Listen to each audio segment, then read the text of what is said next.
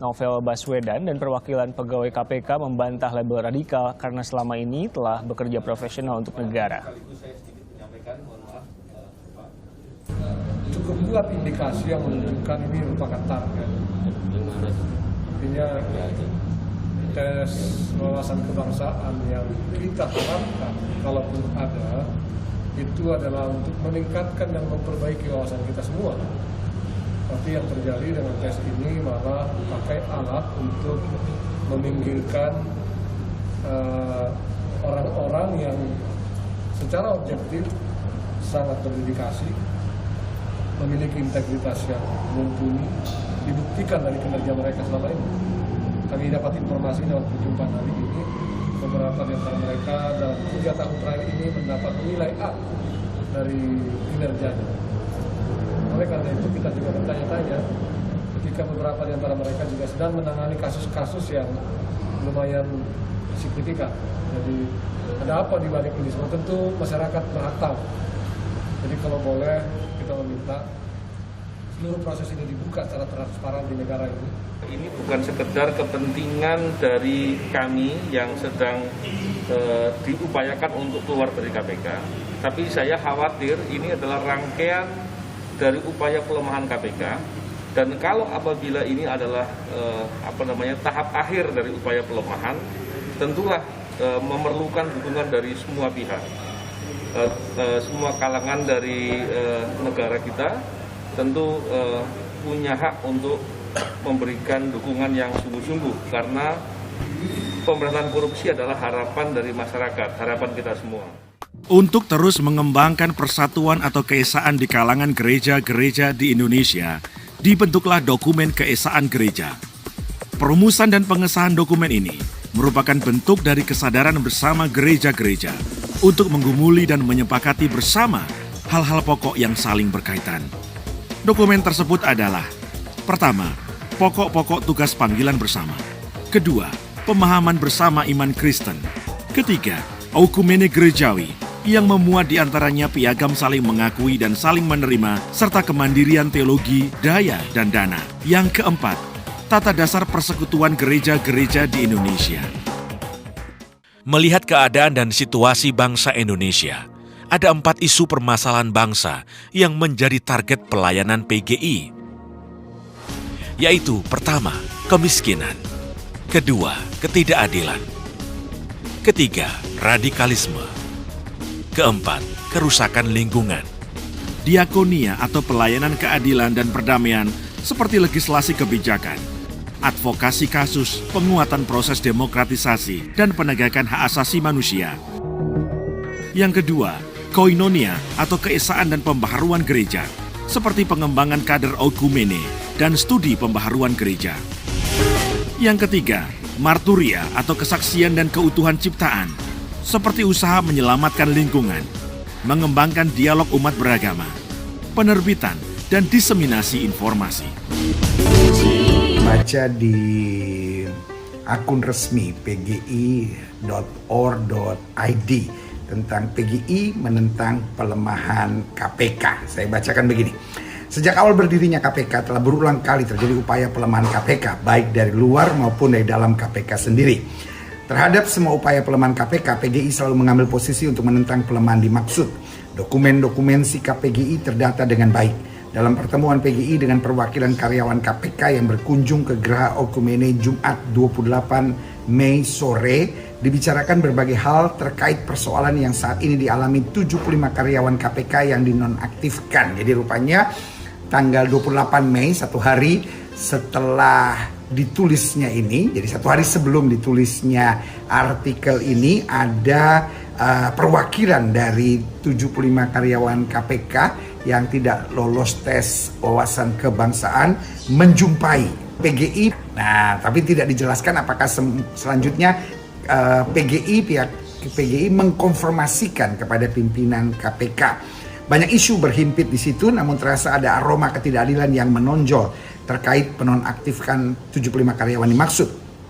Narasi dominan yang berkembang di publik selama ini bahwa KPK telah mengalami talibanisasi dan radikalisme, bahkan sering diumbar di publik bahwa NB adalah motornya, NB ini dalam hal ini adalah Novel Baswedan. Bisa jadi dalam kadar tertentu isu ini benar, karena kita tidak pernah mengetahui bagaimana menakarnya. Kalaupun hal ini ada, tentu tak bisa dipukul rata untuk 75 orang dimaksud. Banyak di antara 75 karyawan yang dinonaktifkan itu beragama Kristen, Buddha, dan lainnya yang jelas-jelas tak bisa masuk dalam kategori ini. Pada posisi ini PGI harus bicara secara kritis sehingga aspek keadilan yang harus dijunjung tinggi dikuburkan di bawah stigma talibanisasi yang menerpa KPK. PGI selama ini menolak radikalisme dan sektarianisme, dan bila itu ada, KPK haruslah pula ditolak. Dikatakan selanjutnya, sekalipun demikian patut pula diwaspadai, dikritisi dan ditolak bila radikalisme dan sektarianisme digunakan sebagai tongkat pemukul penguasa pada level apapun mereka mengelola kekuasaan. Kita perlu memiliki memori kolektif mengenai stigmatisasi PKI pada satu masa tertentu yang dengan mudah dipakai untuk memberangus banyak orang dan kelompok yang dianggap berseberangan dengan pengelolaan kekuasaan. Tentu ada isu lainnya yang perlu ditakar satu demi satu untuk melihat akumulasi yang berujung pada tindakan menonaktifkan itu. Kita tak pernah punya daftar isu lainnya dan indikator yang dipakai dalam TWK di KPK. Karena ketika kita menolak dan mengatakan bahwa isu Taliban ini hasil dari pembingkaian media, sementara kita sendiri tak jelas isu-isu kebangsaan lain yang dipakai untuk menakar kadar kebangsaan 75 orang itu, maka sesungguhnya kita bersikap ambigu dalam penentuan sikap kita. Pada posisi ini PGI meminta adanya transparansi dari pihak KPK hingga BKN.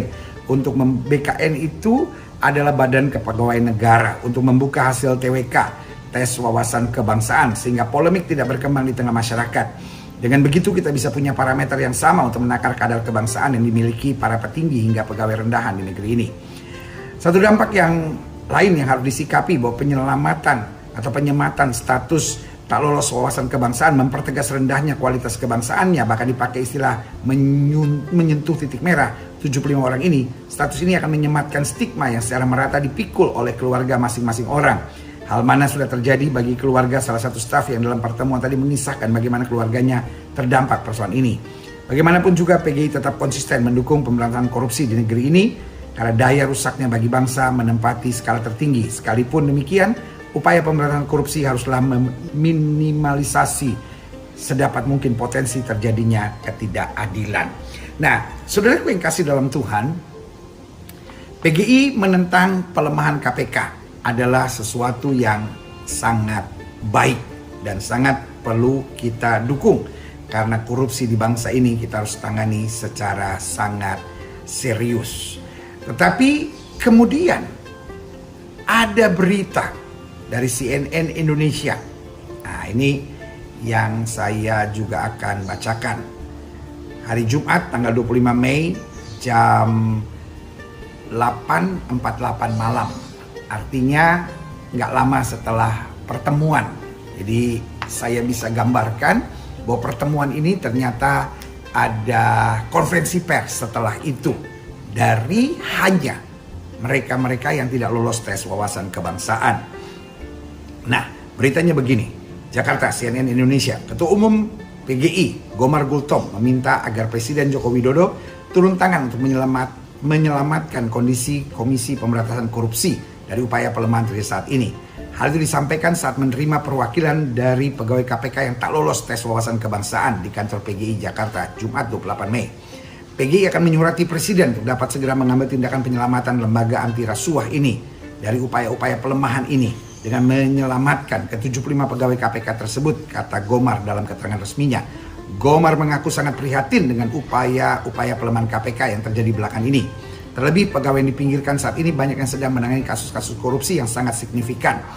Ia melihat pelemahan KPK terlihat memuncak dengan pelabelan intoleran dan radikalisme atas 75 pegawai KPK yang tak lolos TWK. Gomar turut khawatir ke depannya pegawai KPK akan berpikir ulang untuk melaksanakan tugasnya dengan profesional dan sesuai kode etik, karena khawatir mereka di-TWK-kan dengan label radikal, TWK tes wawasan kebangsaan. Tak hanya itu, Gomar mengaku heran terhadap pernyataan Presiden Jokowi yang awalnya tidak ingin menggunakan TWK sebagai dasar pemberhentian pegawai KPK. Justru sebaliknya, ia menilai pernyataan ini tak ditindaklanjuti dengan baik. Siapa sebenarnya yang menjadi presiden, tanya dia. Sebelumnya, beberapa orang penyidik KPK yang tak lolos TWK telah menemui Ketua Umum Persekutuan Gereja-Gereja di Indonesia, Gomar Gultom, hari ini. Kedatangan mereka disebut untuk membantah tuduhan isu kelompok Taliban di internal KPK selama ini. Saya sebagai pendeta yang juga adalah sinodenya bagian dari anggota PGI. Saya berbicara atas nama pribadi dalam konteks kamu hebat di sini. Saya mendengar beberapa teman-teman saya ketua sinode sangat terusik karena persekutuan gereja-gereja di Indonesia adalah persekutuan dari gereja-gereja. Pandangannya adalah pandangan dari gereja-gereja. Sayangnya pemimpin kami yang saya sangat hormati, yang saya sangat kagumi, beliau adalah seorang yang sangat baik hati. Tapi beliau lupa, beliau pemimpin dari persekutuan gereja-gereja Indonesia. Bayangkan, beberapa menit setelah menerima 75 orang perwakilannya, maksud saya, yang tidak lolos, di dalamnya ada Novel Baswedan, tiba-tiba beliau langsung memberi pernyataan. Itu adalah kekeliruan. Karena ada namanya MPH, ya kan, Majelis Permusyawaratan Harian, tidak dilibatkan. Lalu ada sinode-sinode gereja, tidak dilibatkan. Sehingga kesimpulan saya, ini hanyalah keputusan pribadi beliau, mungkin hanya dengan beberapa pengurus. Jadi hanya dengan pengurus harian biasa. Bukan seluruh MPH lengkap, Majelis Pengurus Harian lengkap. Karena menjadi aneh, beberapa pengurus merasa tidak dilibatkan, beberapa sinode gereja tidak dilibatkan. Dan ini bahayanya, karena PGI mulai masuk pada politik praktis. Sebagai hamba Tuhan yang mengasihi wadah ini, saya merasa yang saya hormati Ketua Umum PGI melewati garis batas. Saya melihat Ketua Umum PGI mulai bertindak seperti Ketua LBH, mau memberikan bantuan hukum. Karena kasus di KPK ini adalah kasus yang ditangani secara profesional. Dalam hal ini presiden dan perangkat-perangkatnya. Itu sebabnya yang membuat tes kebangsaan adalah Badan Kepegawaian Negara yang memang mengatur untuk seluruh tes kebangsaan institusi-institusi. Dan menjadi aneh kalau ada istilah penyidik senior, ada istilah penyidik yang hebat. Nah, dunia penyidikan itu sangat biasa. Di dalam hukum militer ada penyidik, dalam kepolisian ada penyidik, dari kejaksaan ada penyidik, dan ada beberapa lembaga-lembaga ada penyidik. Dan penyidik itu biasa sekali harus mengikuti standar operating procedure. Tidak boleh ada penyidik yang lemah, tidak boleh ada penyidik yang hebat, karena masa penyidik bertugas itu ada waktunya, nanti tergantikan. Dan kesannya ini sudah seperti kayak karir saya harus tetap jadi penyidik di sini karena saya adalah penyidik yang hebat. Loh, 20 orang penyidik yang kemudian diberhentikan karena jelas tidak lulus tes wawasan kebangsaan. Oh, tidak lolosnya harus transparan. Saudara yang kasih dalam Tuhan, kita harus mengerti. Yang terhormat Ketua Umum PGI dan yang terhormat kawan-kawan yang turut membuat gaduh semuanya ini. Ini persoalan institusi. Hanya di mana-mana yang tidak lolos pasti akan coba membuat gaduh untuk mencari perhatian orang, mencari pembenaran. Dan di mana-mana yang namanya ujian, kecuali SMP, SMA, SD, dan universitas, yang namanya ujian, contoh ujian SIM. Kalau kita tidak lolos, kita tidak bisa meminta pertanggungjawab. Kenapa saya tidak lolos? Di bagian mana saya tidak lolos? Itu biasa sekali. Semua penerimaan itu jelas keputusan mutlak. Misalnya ujian untuk ASN, ujian untuk polisi, ujian untuk tentara. Tidak lolos, ya sudah tidak lolos, terima saja. Jangan langsung, oh curang, oh tidak benar. Itu normal sekali. Boleh nggak PGI tidak ikut campur? PGI bukan LBH. PGI harus mengurusi hal-hal yang sifatnya kebangsaan. Mewakili gereja. Pertanyaan saya, ini mewakili siapa yang terhormat Ketua Umum PGI yang saya hormati, saya kagumi, saya kasihi? Anda terlalu jauh, Ketum yang saya hormati. Ini bukan wilayah kita. Apakah setiap institusi, apakah setiap departemen yang tidak lolos lalu kemudian boleh datang ke PGI, lalu kemudian PGI segera cepat membuat konferensi pers? Mari kita jujur. Ada sebuah permainan politik yang kita belum mengerti dan ini bukan ranah kita. PGI yang paling baik adalah berdoa dan tidak memberikan pernyataan-pernyataan, karena maaf yang terhormat Ketua Umum PGI dan Sekum PGI yang saya hormati, saya kasih dalam kasih Kristus, Anda baru dengar dari sekelompok. Pernyataan itu harus kita buat, apalagi dalam konteks Ketua Umum PGI dan Sekum PGI, lembaga yang sangat terhormat ini, mewakili gereja-gereja. Sebelum membuat pernyataan, mari tanyakan dulu kepada kedua belah pihak. Datang dulu, audiensi dulu kepada pimpinan-pimpinan KPK, sehingga dapat jelas apakah ini upaya pelemahan atau upaya pemberontakan dari orang-orang yang punya agenda-agenda tertentu di dalam KPK. Kita semua setuju, korupsi harus kita berantas. Tapi kita juga setuju bahwa tidak boleh ada kelompok-kelompok lain yang dengan upayanya melakukan pemberontakan-pemberontakan tertentu. Setiap orang yang bekerja harus siap dinilai. Dan sekarang pertanyaannya, 20 orang yang dihentikan dari penyidik dan 31 orang dalam tugas-tugas lain. Sementara 1000 sekian yang lolos itu kita tidak anggap.